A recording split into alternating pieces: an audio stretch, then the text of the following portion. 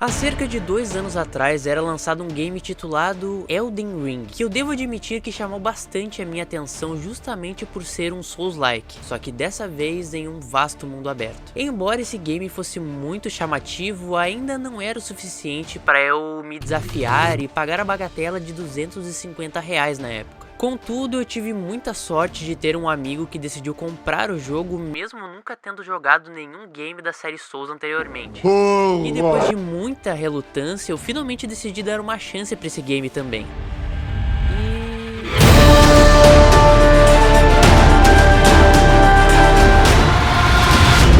Sincero, Elden Ring foi muito mais do que eu sequer poderia pedir como a primeira experiência com Souls-like. Bosses marcantes, um mapa muito bem construído, passagens secretas e uma história que, por mais que fosse difícil de entender, ainda deixava o jogo muito mais rico. Mas a grande pergunta que fica é: será que Shadow of the Erdtree é uma DLC digna de um jogo tão grandioso como esse?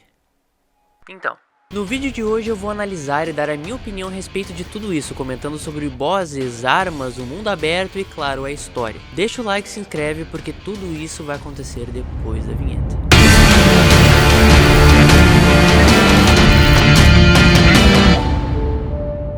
Assim que eu entrei no game, a primeira coisa que eu percebi é que eu não tinha mais a minha antiga conta, já que, como alguns de vocês sabem, eu perdi todos os meus saves do PS4. Então, sem muitas opções, eu decidi rejogar o Elden Ring. E eu devo dizer que foi uma das melhores decisões que eu tomei, pois o Elden Ring é um dos poucos jogos que proporcionam um imenso prazer ao ser rejogado. E após algumas horas de jogatina, ficando cada vez mais forte e cumprindo todos os requisitos para jogar a DLC, eu finalmente consegui.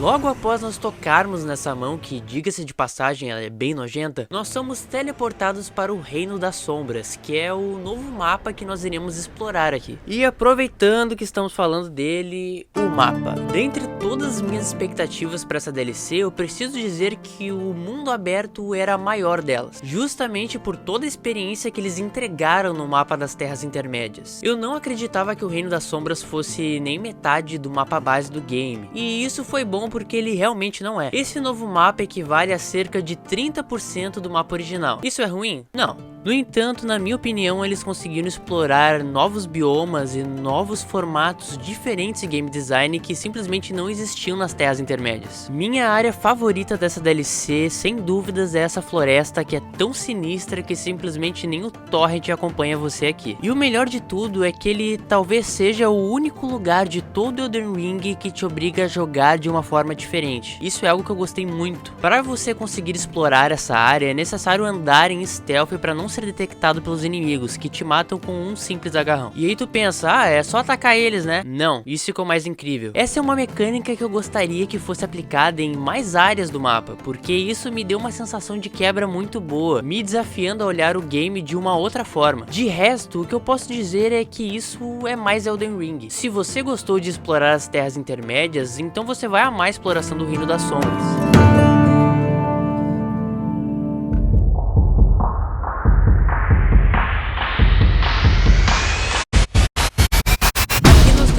Total de 5 bosses obrigatórios, sendo eles a Besta Dançante, a Renala, o Mesmir, a Romina e o boss ou bosses finais da DLC, que são o Radahn e o Miquella. Eu devo dizer que enquanto eu estava pegando os mapas e explorando as áreas, eu esperava que teriam mais bosses durante o caminho até o Portão Divino. Eu me lembro de ter ficado surpreso quando em pouquíssimo tempo eu já estava enfrentando o Mesmir. Mas eu não posso deixar de citar que eu rushei bastante o caminho principal, pois atualmente eu ando bem ocupado. E o tempo tá precioso. O que eu não posso deixar de citar são todos os bosses secundários, que pra mim são o grande triunfo dessa DLC. No jogo base, quando eu decidi explorar, eu acabava encontrando muitas áreas secretas, e em boa parte delas eu me deparava com um inimigo bunda como esse daí. E eu acredito que a From Software ouviu as críticas da comunidade e decidiu nos dar uma grande recompensa por explorar o Reino das Sombras. Se liga só nessa montanha completamente hostil que enquanto você sobe tem dragões mortos pelo chão. E assim que você chega no topo, que você encontra uma baita boss fight.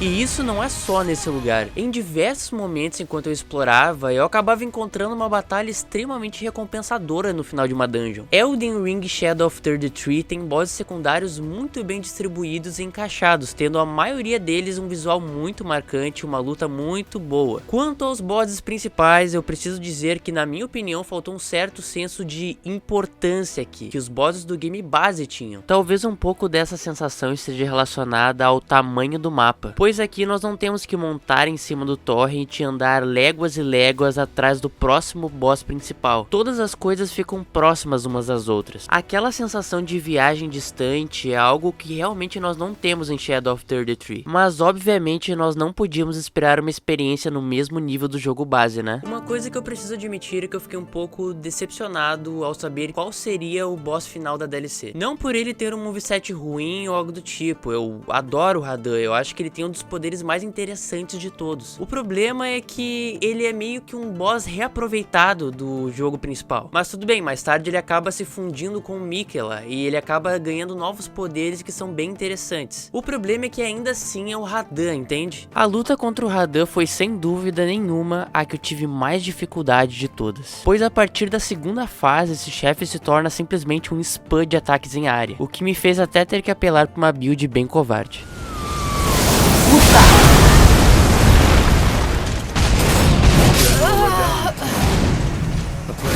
Eu não achei que eles conseguiram acertar na apelação desse boss. Ficou simplesmente um inimigo que spama golpes em área. Porém, dessa vez eles conseguiram fazer com que o boss final seja o mais difícil de todos, o que não era o caso do Radagon. Esse boss tem ideias muito boas, porém eu acho que ele ainda poderia ser melhor aproveitado.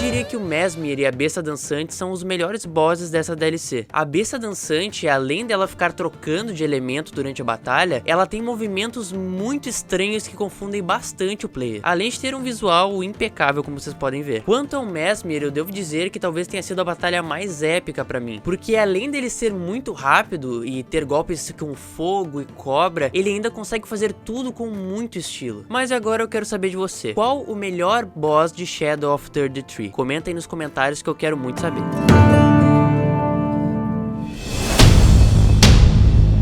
Esse DLC chegou com a intenção de aprofundar a história do Miquella, o filho mais poderoso da deusa Marika e irmão gêmeo da Malenia. Para acessarmos a DLC, um dos pré-requisitos mais importantes é derrotar o Mog, que além de ser o Lorde do Sangue, também é um fiel seguidor do Miquella. Ou pelo menos era isso que nós pensávamos. Ao longo do DLC, descobrimos que Miquella consegue conjurar um encantamento capaz de roubar o coração de alguém, colocando a pessoa numa espécie de transe. Isso inclusive acontece conosco se o Radahn nos agarrar 2 vezes.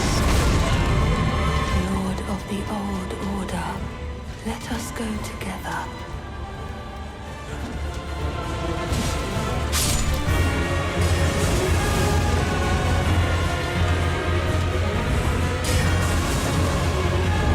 Ou seja, o Mog estava sobre um encantamento, e isso se torna ainda mais evidente quando nós nos encontramos com os seguidores de Miquella, que se referem a ele da mesma forma que o Mog na sua cutscene. Mas aonde o Mesmer se encaixa em tudo isso? Mesmer é na verdade o filho primogênito da deusa Marika, que inclusive nos é revelado que o Reino das Sombras é na verdade a terra natal da Marika. Após pegarmos a lembrança do Mesmer, podemos ler em sua descrição que dentro dele habitava uma cobra malévola. Marika, sabendo sabendo disso, arrancou o olho do seu próprio filho e o substituiu por um selo para manter a cobra dentro dele. Isso explica a cutscene da segunda fase, onde ele decide romper o selo como uma tentativa desesperada de nos derrotar. Mas afinal, o que nós precisamos do Mesmer? Derrotá-lo é necessário para quebrar o encantamento do Miquella e acessar a área final do jogo. Um pouco antes de chegarmos ao boss final, nos deparamos com todos os cavaleiros de Miquella, que agora se tornaram nossos inimigos, pois estamos ali para matar o mestre deles. Então, ao chegarmos no portão divino, encontramos Radahn, mas para entender como ele está de volta, a gente precisa voltar um pouco. Você se lembra daquela cinemática divulgada antes mesmo do Elden Ring ser lançado? Então, antes da Malenia infectar o Radahn com a podridão escarlate, ela diz algo que nós não conseguíamos entender na época. Porém, após pegarmos a armadura do jovem Radahn, descobrimos que o que foi dito era: Miquella o aguarda, ó consorte prometido. Desde a história principal sabemos que o Miquella admirava o Radahn, o que nos leva a crer que o Miquella enviou a sua irmã para matar o corpo do Radahn para que ele pudesse ser seu consorte prometido no Reino das Sombras. Mas como nós já sabemos, quem matou o Radahn fomos nós. Isso dá ainda mais sentido ao fato de que para acessar a DLC é necessário matar o Radahn. Também acredito que o fator de matar o Mog fazia parte do plano do Miquella, pois mais pra frente da DLC ele acaba usando o corpo do Mog como um receptáculo para a alma do Radahn, possivelmente também o enfeitiçando no processo, afinal o Radahn era um general que cultuava a guerra, enquanto Miquella sempre pregou ideias voltadas para a paz. Para mim essa é a única explicação possível para que o Radahn apoie ele. Mas afinal, quais eram as intenções do Miquella? Ao longo da DLC somos guiados por seus passos, representados por cruzes de luz, aonde a cada cruz ele deixou partes de si mesmo ao longo do caminho. Miquella chegou ao Reino das Sombras após a quebra do Elden Ring, com o objetivo de se tornar o deus daquele lugar. Podemos supor que ao explorar o Reino das Sombras, Miquella estava em uma jornada de desapego, pois em cada uma de suas cruzes de luz ele ia deixando seu passado para trás, com o objetivo de iniciar uma nova era, sem os erros cometidos por ele, por seus irmãos e pelos seus pais nas terras intermédias. O portão divino é o local onde um império pode se tornar um deus, e cabe a nós, o jogador, impedir que isso aconteça, afinal Miquella manipulou o livre-arbítrio de todo mundo à sua volta. Abandonou literalmente tudo para se tornar puro novamente, mas o grande questionamento da DLC é: como alguém que abandonou o próprio amor por si e todos os seus sentimentos de tudo que o representava pode ser digno de se tornar um deus? Contar a história dessa forma talvez não faça jus ao monstro que o Miquella se tornou, pois eu tive que cortar muitas informações adicionais para resumir a história da DLC aqui para vocês. Em minha opinião, Shadow of the Erdtree preenche um dos grandes buracos na história do jogo, mas ainda há muitas perguntas sem respostas. Cada buraco nessa história de deuses e semideuses poderia receber uma DLC para deixar tudo ainda mais bem explicado. Muitas questões ficam em aberto na história de Elden Ring, e como já foi confirmado, essa será a única DLC que o jogo receberá em toda sua história. Isso nos deixa com a seguinte dúvida: será que teremos uma continuação de Elden Ring? Afinal, essa história ainda tá bem longe de encerrar. Mas e você? Gostou da DLC? Deixa sua opinião aqui nos comentários. Esse foi o vídeo, espero que tenham gostado e até a próxima.